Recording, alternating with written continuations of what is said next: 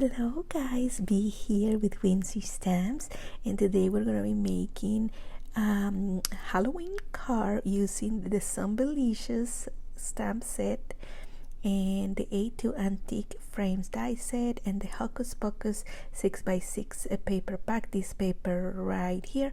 We're also going to be using Distress Inks or Distress Oxide, Cheap Sapphire, Wilted Violet, and Seedless Preserves. Let's go ahead and make a card.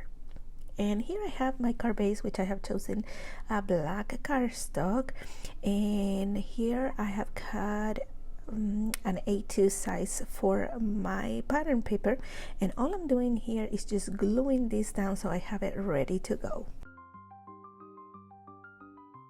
Then I want to use one of the antique frames, but I want to make sure that I'm using the right one. I think the biggest one is going to be too big for that, so I think I'm going to use the next one. Let's see, and this is the perfect size for these.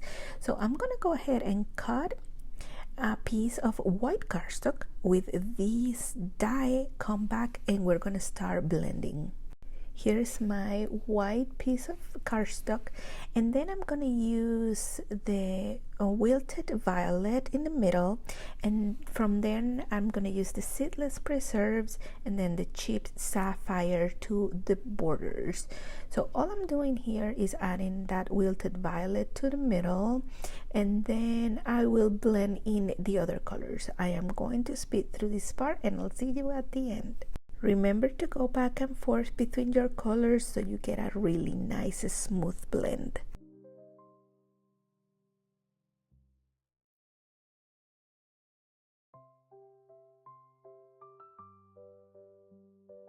After I have what I want for my background, I am putting it here in a bin that I have that is my splatter bin against.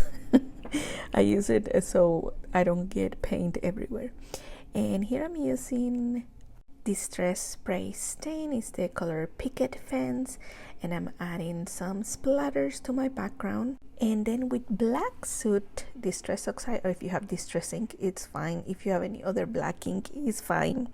And I am just adding some to my surface, and sorry about the shaking, I bump into my camera. And adding some water to that a little bit, and with a brush I'm just mixing that up and adding some, and it's gonna turn out like a gray speckles. Then I'm speeding the process by drying this up with my heating tool. Here's how it looks like. Oh, I love it. Now I'm gonna go ahead and glue it down to my card. And here I have my images and my sentiment, zombie love forever. And then I'm gonna add my image with glue, and I am going to use dimensionals for the zombie and the love forever. I'll speed through this part and I'll see you at the end.